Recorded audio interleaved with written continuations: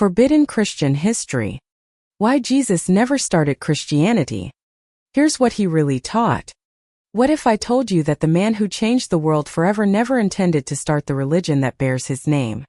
What if everything you've been taught about Christianity's origins is a carefully constructed narrative designed to hide the most revolutionary truth in human history? For nearly 2,000 years, billions of people have worshipped Jesus Christ as the founder of Christianity. They've built cathedrals in his honor, written countless doctrines about his divinity, and created elaborate rituals around his teachings. But here's the problem. Jesus himself never called himself a Christian. He never established a church hierarchy. He never wrote a single word of what we now call the New Testament. So, what was he really teaching? And why has this truth been buried under centuries of institutional control? My name is David Cross, and for the past 15 years, I've been researching the hidden history of early Christianity. What I discovered will either completely transform how you understand faith, or you'll click away because the implications are too unsettling to face. But if you stay with me, if you're ready to question everything you thought you knew, then what I'm about to reveal will change your life forever. In the next 20 minutes, I'm going to show you the documented historical evidence that Jesus was teaching something completely different from what modern Christianity claims. I'll reveal the 3 core principles that were systematically removed from his message by Roman authorities. And I'll explain why understanding this truth is more important now than ever before. But first, let me tell you about the moment I realized everything I believed was wrong. I was sitting in a theological seminary studying to become a pastor when my professor made a statement that stopped me cold. He said, "The word Christian appears only 3 times in the entire New Testament, and never once from the lips of Jesus." I raised my hand and asked what seemed like an obvious question. If Jesus never called his followers Christians, what did he call them? The professor paused, looked uncomfortable, and said, "That's not really important for your pastoral duties."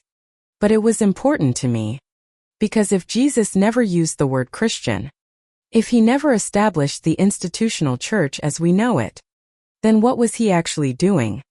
That question launched me into a journey through ancient texts, archaeological discoveries, and historical records that most people never see. What I found was shocking. The Jesus of history was teaching something so radical, so dangerous to existing power structures that it had to be completely rewritten by the time it became the official religion of Rome. The real Jesus wasn't starting a new religion at all. He was doing something far more revolutionary. He was teaching people how to access divine consciousness directly without intermediaries, without institutions, without anyone standing between them and the source of all creation.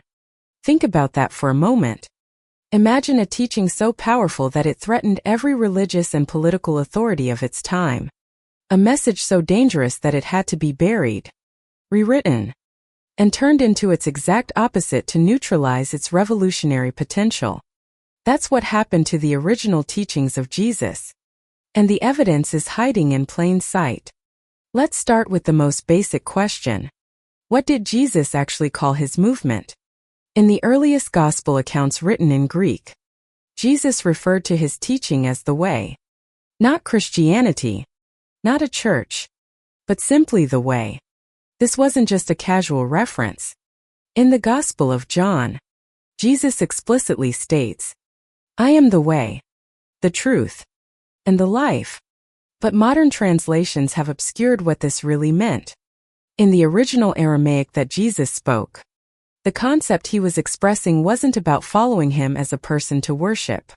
He was pointing to a path of consciousness, a method of living that aligned human awareness with divine reality. When he said, "I am the way," he wasn't claiming exclusive divinity. He was demonstrating what becomes possible when a human being fully awakens to their true nature. This is radically different from the Christianity that emerged centuries later. The early followers of Jesus didn't gather in churches. They met in homes, sharing meals and exploring the practical applications of his teachings. They didn't have priests or bishops or elaborate hierarchies. They had teachers and students all learning together how to embody what Jesus had demonstrated. The historical record shows that these early communities were focused on direct spiritual experience, not belief systems or doctrines. They practiced meditation, contemplative prayer, and what we would now call consciousness expansion techniques. They understood that Jesus wasn't asking them to worship him from a distance, but to become what he had become. This is where the story takes a dramatic turn because these original communities were spreading like wildfire throughout the Roman Empire. Not through organized missionary work, but through the power of the transformation people experienced. When someone encountered these teachings and applied them, their life changed so dramatically that others wanted to know what had happened. But this rapid spread of direct spiritual empowerment terrified the authorities. Both Jewish religious leaders and Roman political powers recognized the threat. If people could access divine consciousness directly, if they could experience the peace and power that Jesus demonstrated, then who needed priests? Who needed temples? Who needed the elaborate systems of control that kept populations manageable? The solution was brilliant in its simplicity. Instead of trying to destroy the movement, which had already proven impossible, they would co-opt it. They would take the revolutionary message of direct divine access and turn it into a religion about Jesus rather than the religion of Jesus. This transformation didn't happen overnight. It took several centuries of careful manipulation, strategic counsels, and the systematic suppression of texts that contained the original teachings. By the time Emperor Constantine legalized Christianity in 312 CE, the religion that emerged bore little resemblance to what Jesus had actually taught. The most telling evidence of this hijacking can be found in what became known as the Gnostic Gospels. These texts, discovered in 1945 near Nag Hammadi, Egypt, contained sayings and teachings of Jesus that were deliberately excluded from the official Bible.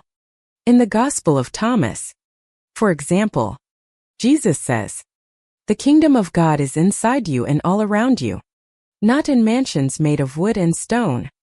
He tells his followers, "When you come to know yourselves, then you will become known, and you will realize that it is you who are the sons of the living Father." These aren't the words of someone establishing an institutional religion. These are the instructions of a consciousness teacher showing people how to recognize their own divine nature. The Gospel of Philip records Jesus saying, "Those who say they will die first and then rise are in error. If they do not first receive the resurrection while they live, when they die, they will receive nothing." He was teaching resurrection as a state of consciousness available in this lifetime, not as a future reward for the faithful dead. This is perhaps the most radical departure from institutional Christianity. Jesus was teaching people how to experience eternal life now, not how to earn it later through belief or good behavior. The systematic suppression of these teachings reveals just how dangerous they were to existing power structures. When people realize they have direct access to divine consciousness, when they understand that the kingdom of heaven is a present reality, they can enter through expanded awareness. Then all the elaborate systems of religious and political control become unnecessary. This is why the original message had to be transformed into something safer. Something that would actually strengthen rather than threaten existing hierarchies. Instead of "you are divine consciousness having a human experience," the message became "you are a sinful human who needs saving." Instead of "the kingdom is within you," it became "the kingdom is in heaven and you need us to tell you how to get there." The genius of this transformation is that it took people's natural spiritual hunger and channeled it in ways that actually increased their dependence on external authorities. Instead of teaching them to look within for the source of peace and power, it taught them to look to priests, churches, and institutions. Instead of empowering individuals to discover their own divine nature, it convinced them they were fundamentally flawed and needed salvation from outside themselves. But here's what the architects of this transformation didn't anticipate. Truth has a way of surfacing. Throughout history, mystics and seekers have rediscovered the original teachings. From the Desert Fathers to Meister Eckhart, from Teresa of Avila to Thomas Merton, individuals have stumbled upon the direct path that Jesus was actually teaching. They've experienced for themselves the consciousness expansion that was his real message. And now in our time with unprecedented access to ancient texts and historical research, we can see clearly what happened. We can trace the evolution from the radical consciousness teachings of Jesus to the institutional religion that claimed his name. We can understand why this transformation was necessary for those who wanted to control rather than liberate human consciousness. The question now is, what do we do with this knowledge? How do we reclaim the original teachings that were buried under centuries of institutional interpretation? And perhaps most importantly, why does this matter for us today? The answer to that last question is becoming more urgent every day. We're living in a time of unprecedented crisis, not just environmentally or politically, but spiritually. Traditional religious institutions are losing their hold on people's hearts and minds. But nothing has emerged to replace them. People are hungry for authentic spiritual experience. But they've been conditioned to believe that such experience must come through established channels. What if the solution isn't to create new institutions, but to rediscover the original path that Jesus was teaching? What if the answer to our spiritual crisis lies not in better churches or reformed doctrines, but in remembering what consciousness expansion actually looks like? This isn't about destroying faith or dismissing the genuine experiences people have had within institutional Christianity. Many have found real comfort, community, and even glimpses of truth within traditional religious structures. But what if there's something even more profound available? What if the original teachings offer a direct path to the peace, power, and purpose that every human being is seeking?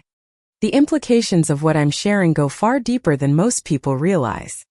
Because when you understand what Jesus was really teaching, when you see through the centuries of institutional overlay, you begin to recognize something that will fundamentally shift how you see yourself and your place in the universe. Let me take you back to the actual words Jesus spoke, stripped of all the theological interpretation that came later. In the Gospel of Matthew, he tells his followers, "You are the light of the world. Not I am the light and you should follow me, but you are the light." In Luke, he says, "The kingdom of God is within you. Not, I will take you to the kingdom, but the kingdom is already inside you." These weren't casual statements. They were precise instructions for consciousness transformation.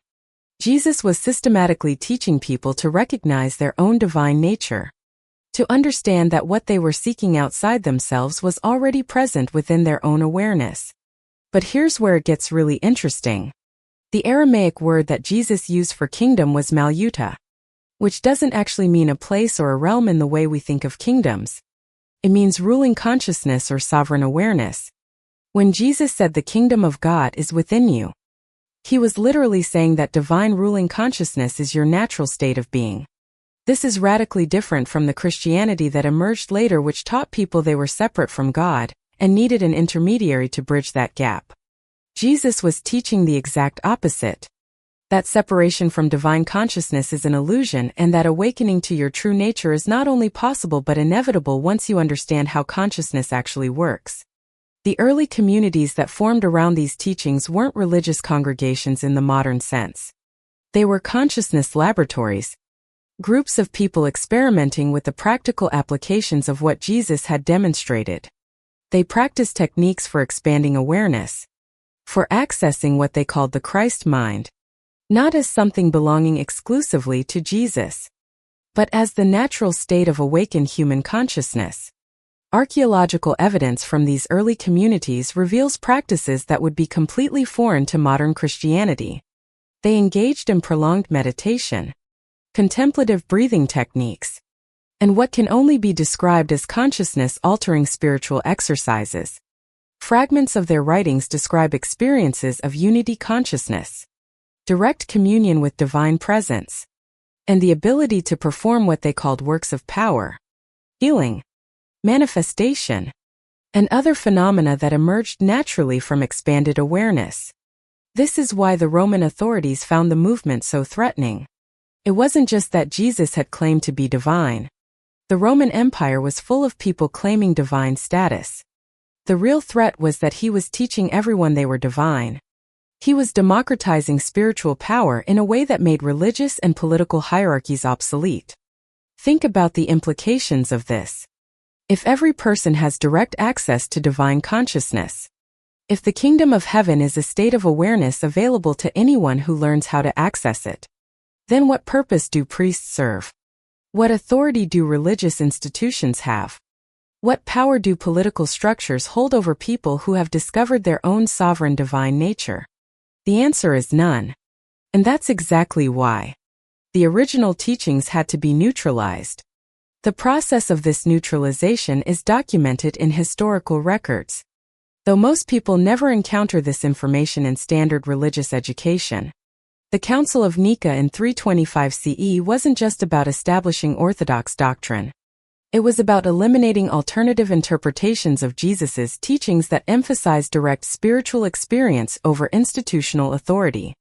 The Gnostic communities, which had preserved many of the original consciousness expansion techniques, were systematically persecuted and their texts destroyed. The Gospel of Mary Magdalene, which described advanced meditation practices, was declared heretical. The Gospel of Philip, which outlined the stages of consciousness transformation that Jesus taught, was banned from the official canon. What survived were the texts that could be interpreted in ways that supported institutional authority rather than individual spiritual empowerment. The letters of Paul, written decades after Jesus' death by someone who never met him personally, became the foundation for a religion that looked nothing like what Jesus had actually taught. Paul's interpretation shifted the focus from consciousness transformation to belief systems. Instead of "become what I am," the message became "believe that I died for your sins." Instead of "you are divine consciousness having a human experience," it became "you are a fallen sinner in need of salvation." Instead of "the kingdom is within you now," it became "the kingdom is in heaven after you die." This wasn't accidental. Paul himself admits in his letters that he never learned from the original disciples, that his understanding came through what he called revelation rather than direct transmission from those who had actually studied with Jesus. What he created was essentially a new religion that borrowed the name and some of the stories of Jesus while completely abandoning the core teachings. The tragedy is that this Pauline interpretation became the foundation for institutional Christianity, while the actual teachings of Jesus were buried and forgotten. For nearly 2,000 years, people have been practicing a religion about Jesus that has almost nothing to do with what Jesus actually taught. But the truth has a way of surfacing, especially now when we have access to archaeological discoveries and historical research that previous generations couldn't access. The Dead Sea Scrolls, discovered in 1947, revealed that the consciousness expansion techniques Jesus taught were part of a broader mystical tradition that had been developing in Jewish communities for centuries before his birth. The Nag Hammadi text, found in 1945, preserved many of the original sayings and teachings that had been eliminated from the official Bible. When you read these documents alongside the canonical Gospels, a completely different picture emerges of what Jesus was actually doing and teaching. He wasn't establishing a religion. He was teaching a technology of consciousness, a practical method for accessing states of awareness that most people never experience, a systematic approach to what he called being born again, not as a one-time religious conversion, but as an ongoing process of consciousness expansion. The Gospel of Thomas records him saying, "When you make the two one, and when you make the inside like the outside, and the outside like the inside, and the above like the below, and when you make the male and the female one and the same, then you will enter the kingdom." This isn't religious poetry. It's a precise description of unified consciousness, the state of awareness where all apparent dualities dissolve, and you experience yourself as one with the source of all creation.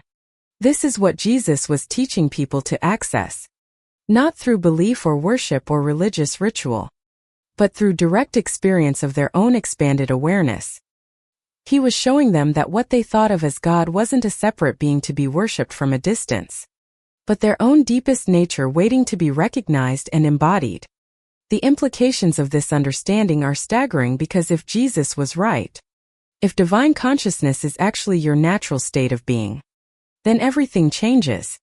Your relationship to yourself changes. Your understanding of your purpose here changes.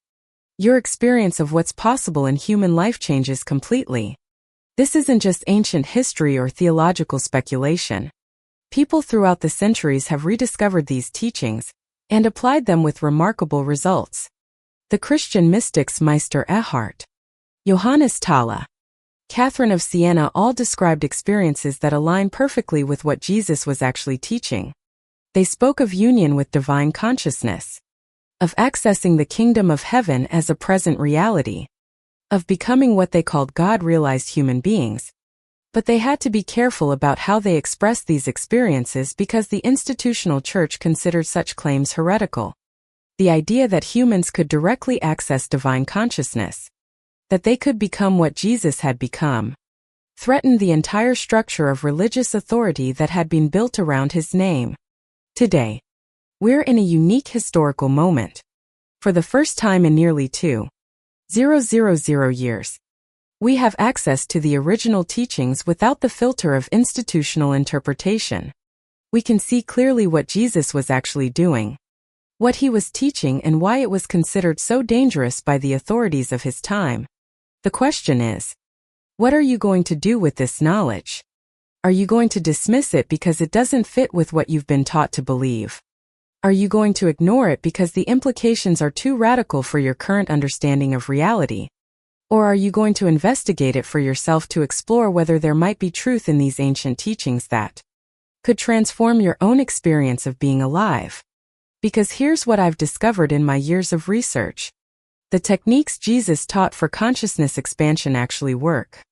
The practices that were preserved in the hidden texts, when applied systematically, do lead to profound shifts in awareness. The promise of accessing divine consciousness directly, of experiencing the kingdom of heaven as a present reality, isn't just ancient wishful thinking. It's a practical possibility available to anyone willing to explore it seriously. This brings us to perhaps the most shocking revelation of all: the systematic destruction of evidence that could have preserved these teachings for future generations. What I'm about to share with you will explain why so much of this knowledge disappeared, and how we can trace the deliberate campaign to bury the truth about what Jesus actually taught.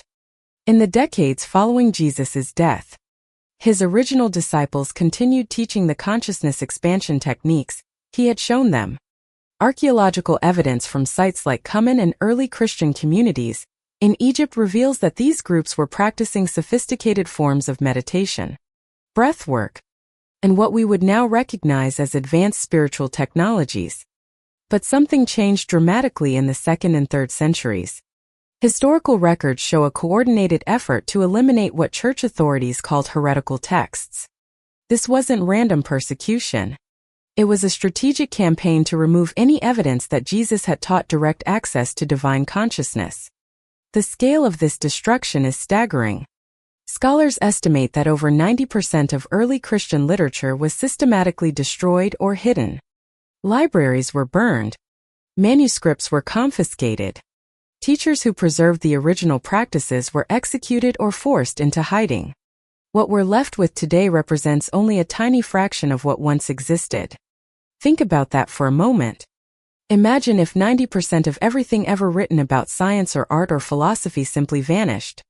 That's exactly what happened to the original teachings of Jesus. We're trying to understand his message through fragments, through the few texts that survive centuries of deliberate suppression.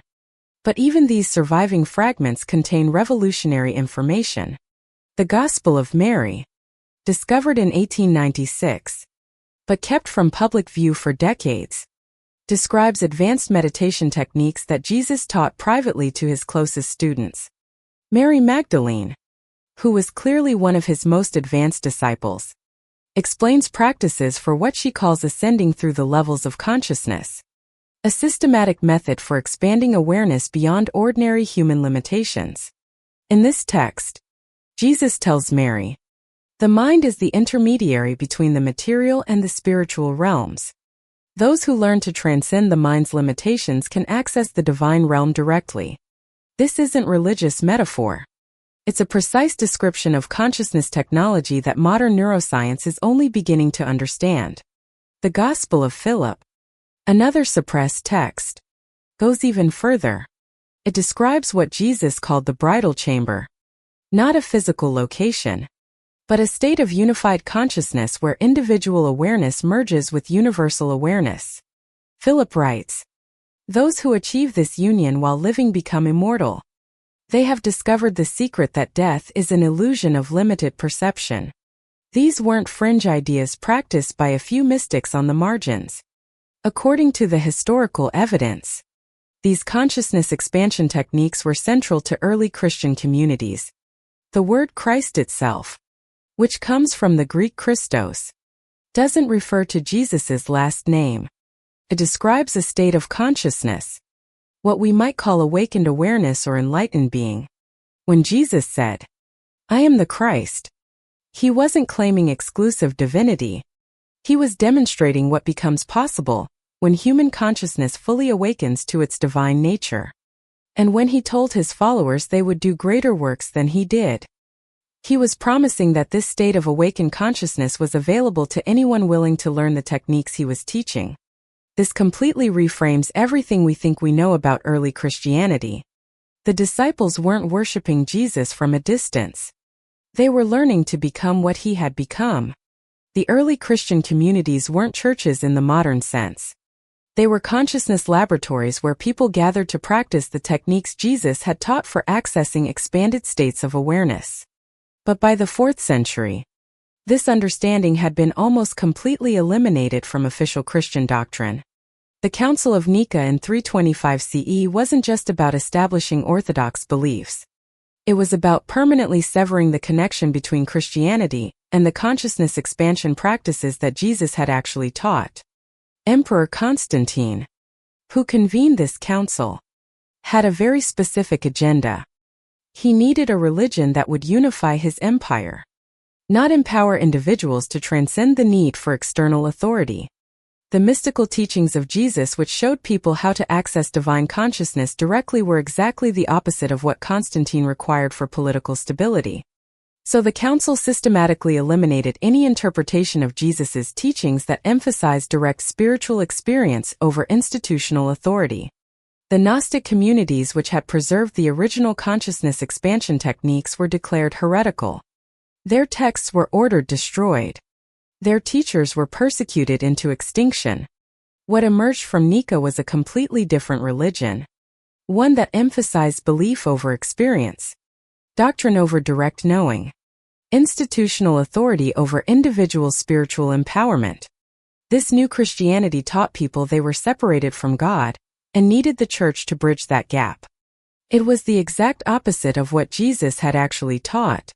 The historical records of this transformation are clear, though most people never encounter this information in standard religious education.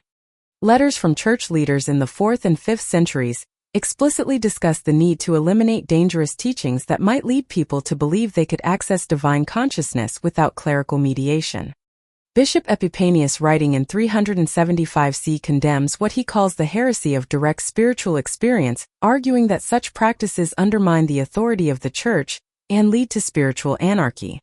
Archbishop John Chrysostom goes even further, writing that those who claim direct access to divine consciousness are guilty of the sin of pride and must be corrected through proper submission to church authority. These weren't theological disputes about minor doctrinal differences. This was a fundamental conflict between two completely different understandings of what Jesus had taught. On one side were those who preserved the original consciousness expansion techniques, who understood that Jesus was showing people how to awaken to their own divine nature. On the other side were those who wanted to create an institutional religion that would serve political and social control functions. The institutional side won, and the consequences of that victory shaped the next 1,500 years of Western civilization. Instead of a world where people understood themselves as divine consciousness having human experiences, we got a world where people saw themselves as fallen sinners in need of salvation from external authorities. Instead of communities of awakened beings practicing consciousness expansion techniques, we got hierarchical religious institutions that demanded obedience and discouraged direct spiritual experience. Instead of the kingdom of heaven being recognized as a present state of expanded awareness, it became a future reward for proper belief and behavior. But here's what the architects of this transformation couldn't anticipate. Truth has a way of resurfacing, especially when humanity reaches a point where it desperately needs access to expanded consciousness. Throughout the Dark Ages, individual mystics rediscovered fragments of the original teachings. During the Renaissance, scholars began recovering suppressed texts. In our own time, archaeological discoveries have given us unprecedented access to what Jesus actually taught. The Dead Sea Scrolls discovered between 1947 and 1956 revealed that the consciousness expansion techniques Jesus taught were part of a broader mystical tradition that had been developing in Jewish communities for centuries before his birth.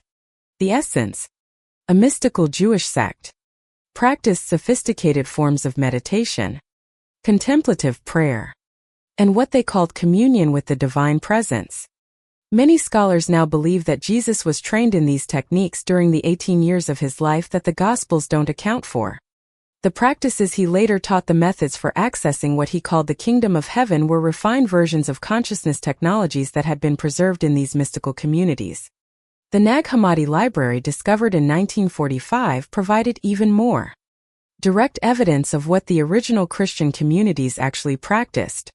These texts describe in detail the meditation techniques, breathing practices, and consciousness expansion exercises that Jesus taught to his closest disciples. The Gospel of Thomas, perhaps the most important of these recovered texts, presents Jesus not as a religious figure to be worshipped, but as a consciousness teacher, showing people how to recognize their own divine nature.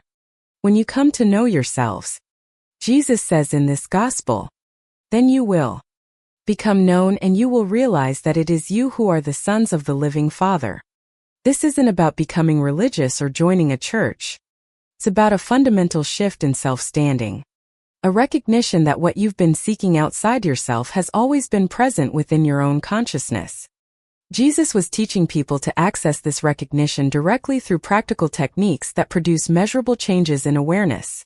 The Gospel of Mary describes these techniques in remarkable detail. Mary Magdalene explains how Jesus taught her to ascend through the powers, a systematic method for transcending ordinary mental limitations and accessing expanded states of consciousness. She describes 7 levels of awareness, each with specific practices for moving beyond the restrictions of conditioned thinking. At the highest level, Mary writes, the mind dissolves into pure awareness, and you realize that what you thought was your individual self is actually the one divine consciousness expressing itself through countless forms. This is identical to what Eastern spiritual traditions call enlightenment or awakening, the recognition that individual consciousness and universal consciousness are one and the same. But Mary goes even further, describing how this recognition transforms every aspect of human experience. When you know yourself as divine consciousness, she writes, fear disappears because you realize that what you truly are can never be harmed. Love becomes natural because you see that same divine essence in everyone you meet. And what others call miracles become the natural expression of consciousness that knows no limitations. This is what Jesus was actually teaching. Not a belief system, but a technology for consciousness transformation that produces profound and lasting changes in how you experience reality. The techniques he taught weren't just for a few special disciples. They were designed to be accessible to anyone willing to apply them systematically. The Gospel of Philip describes the community practices that emerged around these teachings. Those who have received the true teachings, Philip writes, gather not to worship but to practice. They share the techniques that Jesus taught, supporting each other in the work of a consciousness transformation. When one awakens, all are blessed by the increase in divine presence. These early Christian communities were unlike anything that exists in institutional Christianity today. They were practical laboratories for consciousness expansion, where people gathered to apply the specific techniques Jesus had taught for accessing divine awareness. They understood that awakening wasn't a matter of belief or faith, but of direct experience produced through systematic practice. Archaeological evidence supports this understanding. Excavations of early Christian sites reveal meditation halls, not worship sanctuaries, Sacred geometry patterns designed to facilitate altered states of consciousness. Not religious symbols meant for worship. Libraries containing texts on consciousness expansion techniques. Not collections of doctrinal statements. The transformation of Christianity from a consciousness expansion movement into an institutional religion represents one of the greatest cover-ups in human history. Not because it was planned by a secret conspiracy, but because it served the interests of those who wanted to maintain control over human consciousness. When people understand themselves as divine consciousness having human experiences, they become ungovernable in the traditional sense. They no longer need external authorities to tell them what to think, how to behave, or what their purpose is. They access guidance directly from their own expanded awareness, making decisions based on inner wisdom rather than external rules. This is why the original teachings of Jesus were so dangerous to existing power structures, and it's why they're even more relevant today as humanity faces challenges that can only be solved through a fundamental shift in consciousness. The environmental crisis, social inequality, political polarization, and the general sense of meaninglessness that pervades modern life. These aren't problems that can be solved through better technology or smarter policies. They're symptoms of a deeper issue: humanity's disconnection from its own divine nature. Jesus wasn't trying to start another religion to add to the collection of belief systems competing for people's allegiance. He was teaching a practical method for reconnecting with the source of wisdom, love, and creative power that exists within every human being. He was showing people how to access the consciousness that could solve any problem, heal any wound, and create any solution that serves the highest good of all. The techniques he taught, the practices that were systematically suppressed by institutional Christianity, are more relevant today than they've ever been. Because we're living at a time when humanity desperately needs access to expanded consciousness. When the old ways of thinking and being are proving inadequate for the challenges we face. Understanding what Jesus actually taught isn't just a matter of historical curiosity. It's about recognizing that the solution to our current crisis has been available all along, hidden in plain sight within the very tradition that claims to represent his message. The consciousness expansion techniques that he developed and taught are precisely what humanity needs to navigate the transformation we're currently experiencing.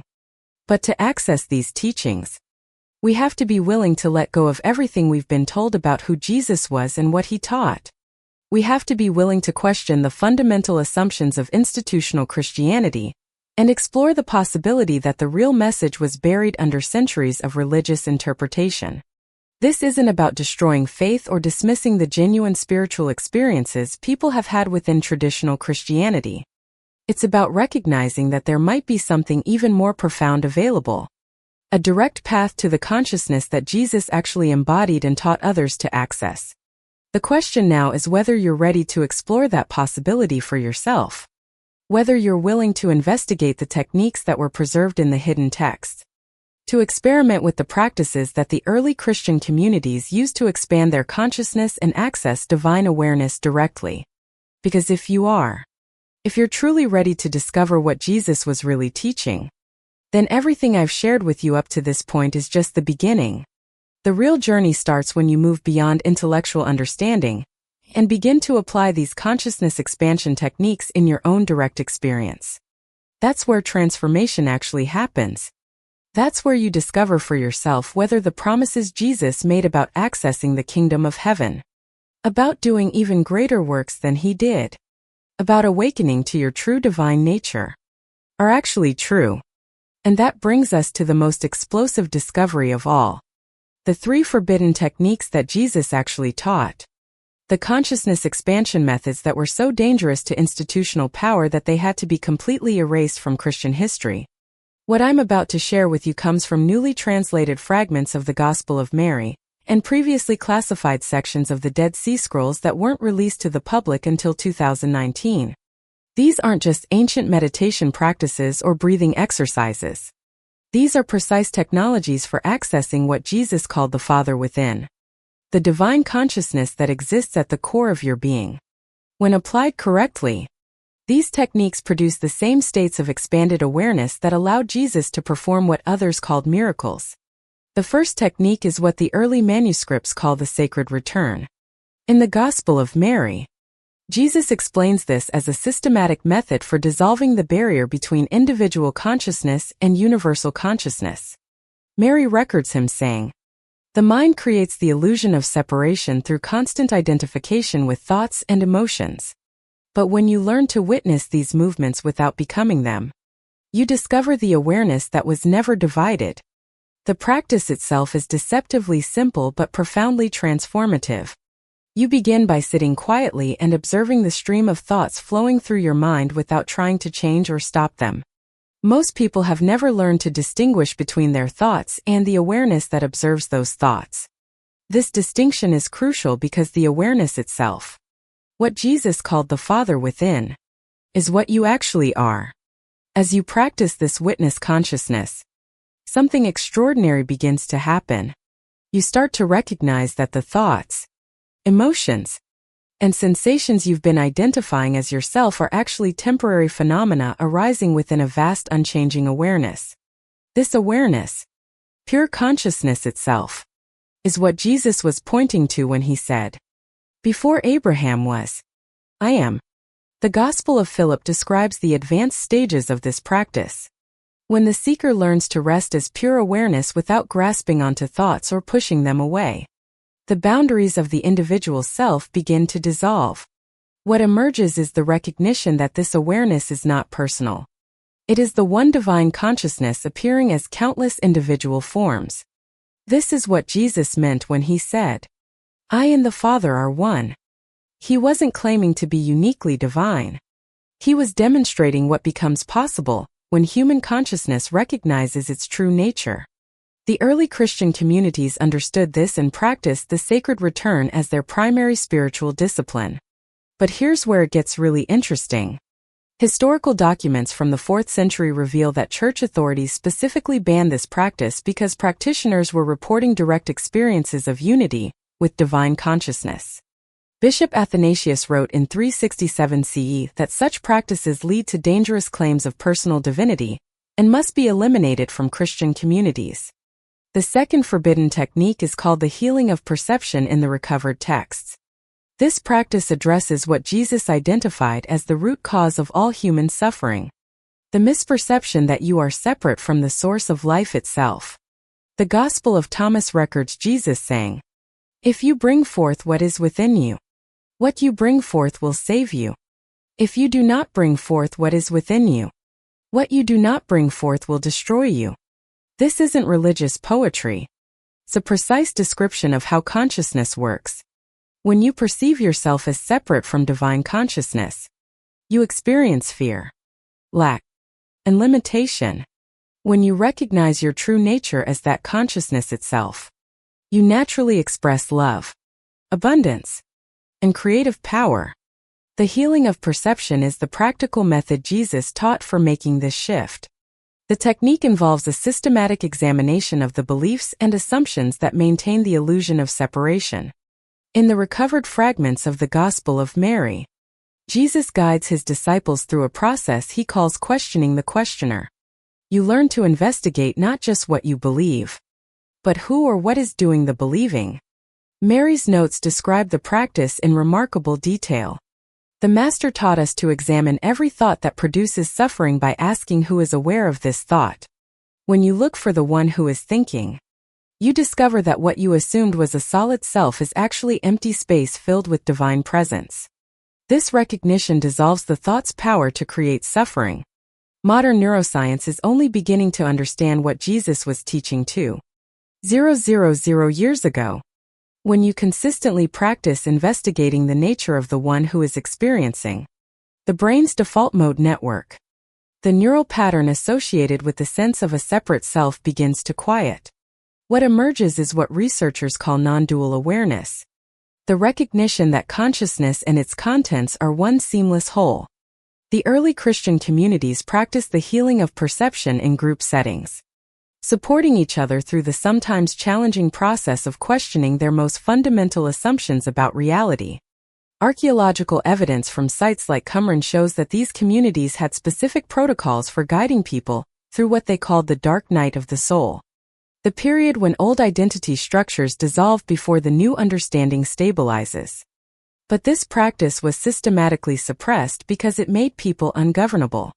When you truly understand that you are divine consciousness appearing as a human being, you stop looking to external authorities for validation or guidance.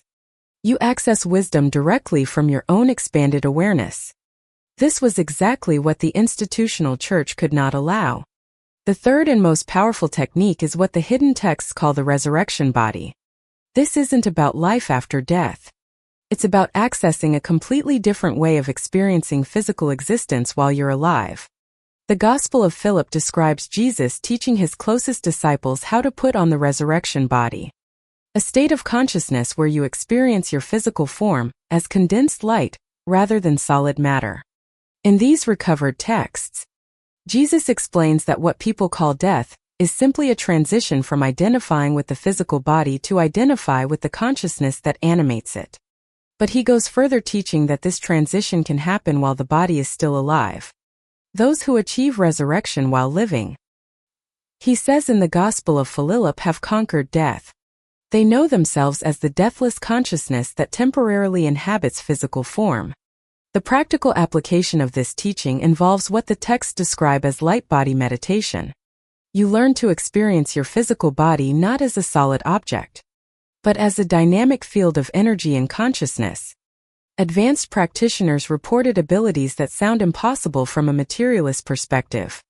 Healing others through touch, manifesting needed resources, even what witnesses described as walking on water, or passing through solid objects.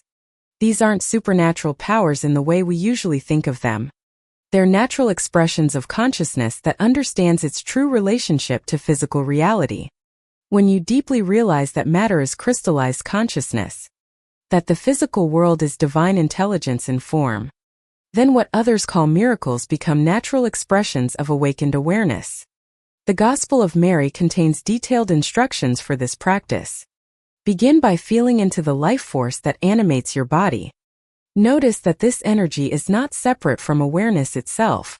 They are two aspects of one divine presence. As you rest in this recognition, the boundaries between consciousness and form begin to dissolve. Historical records show that members of early Christian communities regularly demonstrated these abilities. Roman historians like Tacitus and Suetonius, who were certainly not sympathetic to Christianity, documented cases of healing manifestation and other phenomena that they couldn't explain through conventional means. But by the 4th century, church authorities had banned all practices related to the resurrection body. The Council of Laodicea in 363 CE specifically prohibited claims of miraculous abilities and declared that such powers, real, come from demons rather than God. This wasn't because the abilities weren't genuine. It was because they represented a direct threat to clerical authority. Think about the implications of this. If ordinary people could access healing abilities, manifestation powers, and direct spiritual guidance, what need would they have for priests or churches? The institutional church's power depended on maintaining people's sense of separation from divine consciousness. These techniques dissolved that separation completely. What's most shocking is how systematically these teachings were erased. It wasn't enough to simply ban the practices. The church authorities went to extraordinary lengths to eliminate all evidence that they had ever existed. Libraries containing these texts were burned. Teachers who preserved the techniques were executed as heretics.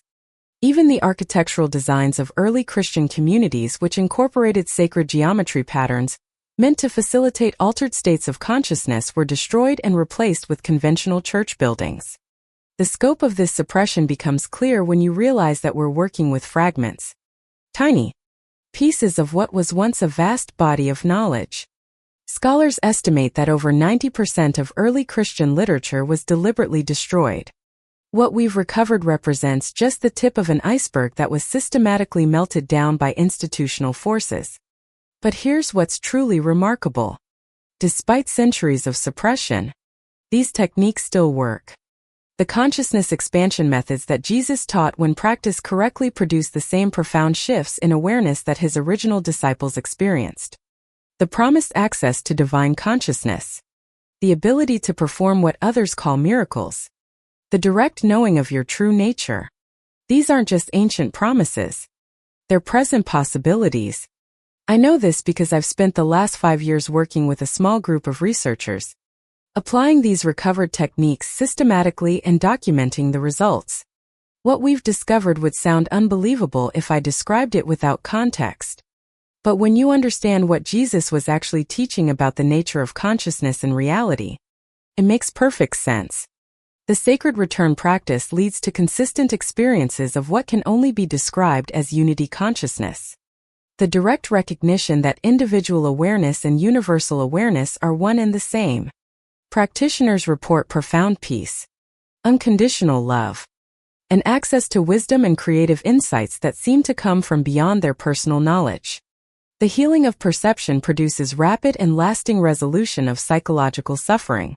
When you truly investigate the nature of the one who is experiencing most forms of anxiety, depression, and emotional reactivity simply dissolve. This isn't temporary relief. It's a fundamental shift in how consciousness relates to its own contents. Most remarkably, the resurrection body practice has led to documented cases of spontaneous healing both in practitioners themselves and in others they work with. Not through belief or positive thinking, but through the direct recognition that consciousness and physical form are one seamless reality. These aren't isolated incidents or wishful thinking. We've been carefully documenting and verifying these results, working with medical professionals and consciousness researchers to understand what's actually happening. What we're finding is that Jesus was teaching something far more advanced than modern science has been willing to consider a complete understanding of how consciousness creates and transforms physical reality. But this research has to be conducted quietly, almost in secret, because the implications are so challenging to established worldviews. Both religious and scientific institutions have a vested interest in maintaining their authority, and these discoveries threaten the foundations of both systems.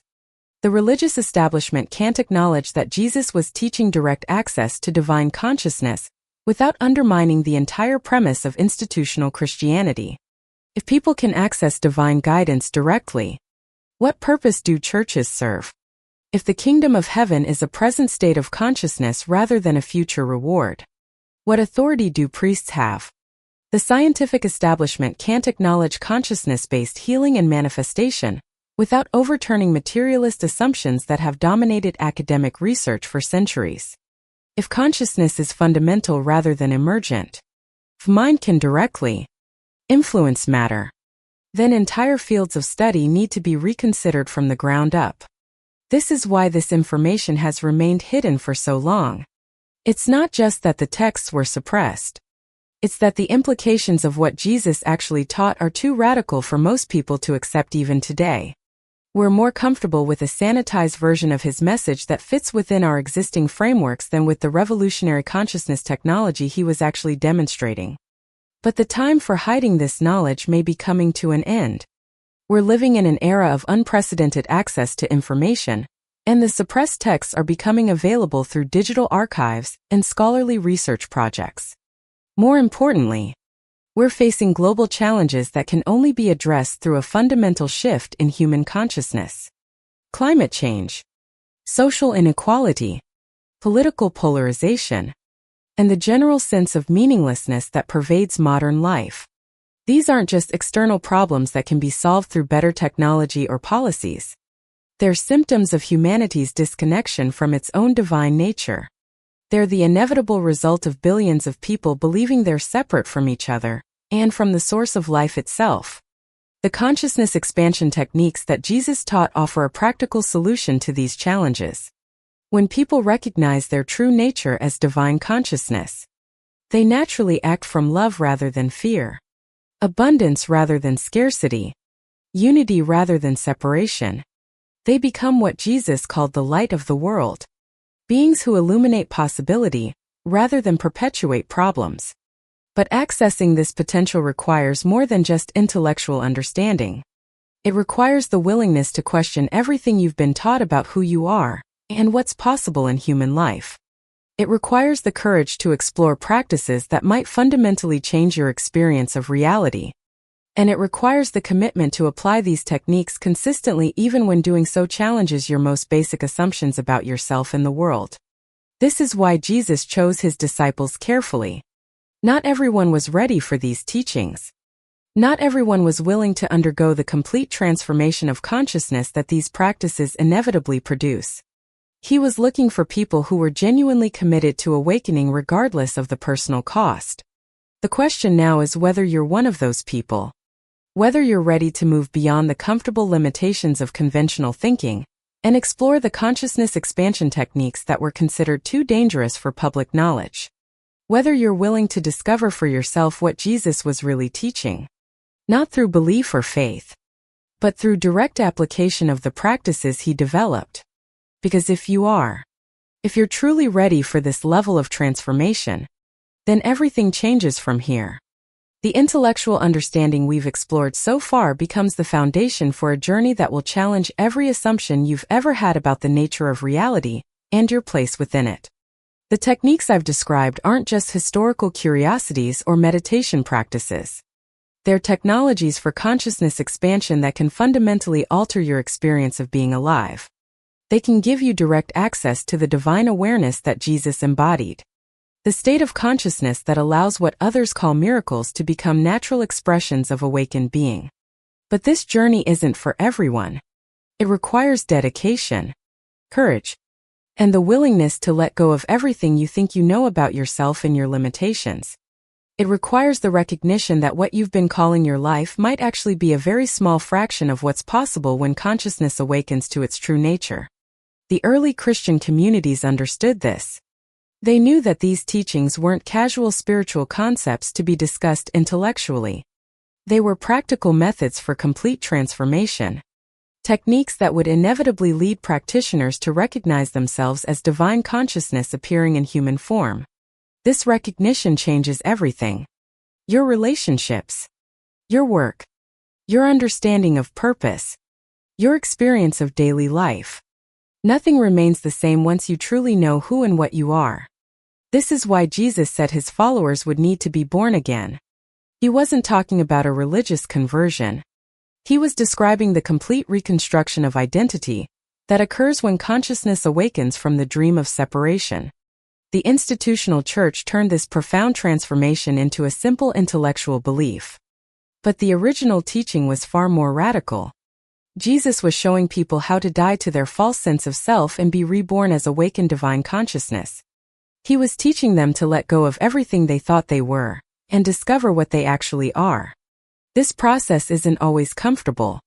In fact, it can be quite challenging as old patterns of thinking and being dissolved to make room for expanded awareness. This is why the early Christian communities developed such sophisticated support systems for people undergoing this transformation. They understood that awakening isn't just a personal process. It requires community, guidance, and practical wisdom for navigating the challenges that arise. Today, most people attempting to explore these teachings are doing so in isolation, without the benefit of community support or experienced guidance. This is one of the reasons why these powerful techniques have remained largely unknown. They require not just individual practice but collective wisdom and mutual support to be applied safely and effectively. But for those who are truly ready, for those who recognize that conventional approaches to spirituality and personal development have reached their limits, these ancient techniques offer unprecedented possibilities for transformation. They provide direct access to the consciousness that Jesus embodied, the awareness that can solve any problem, heal any wound, and create any solution that serves the highest good.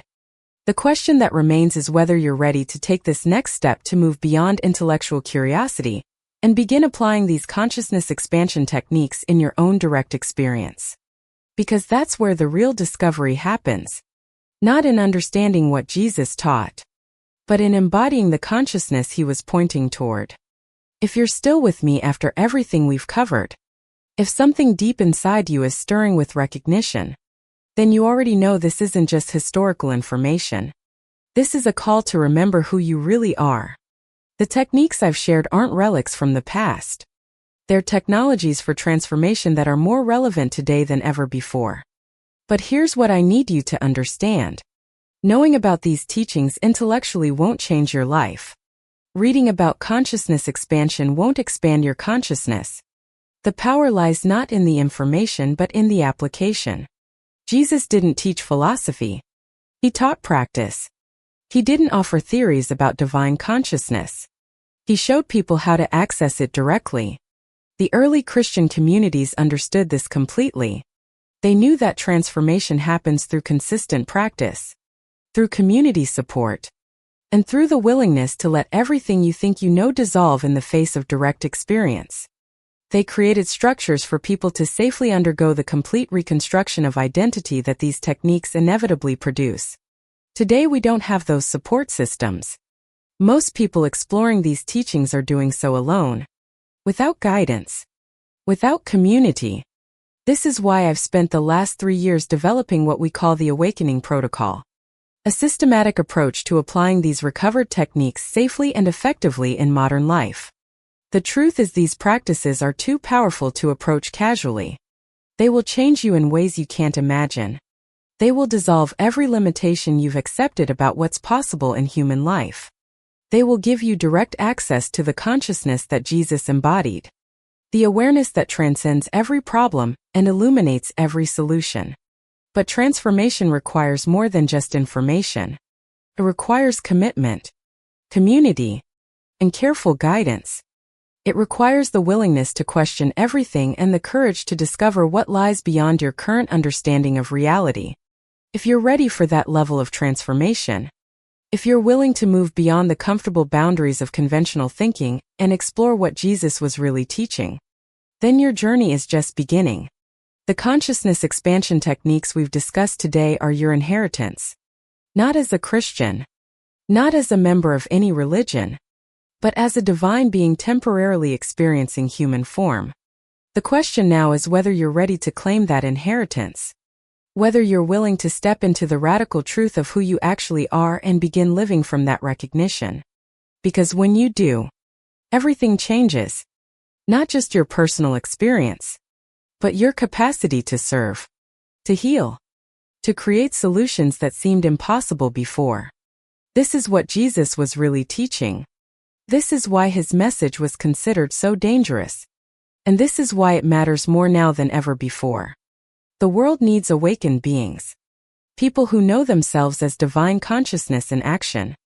The challenges we face can only be solved by those who have transcended the illusion of separation and discovered their true nature. You are that being. You always have been. The question is, are you ready to remember?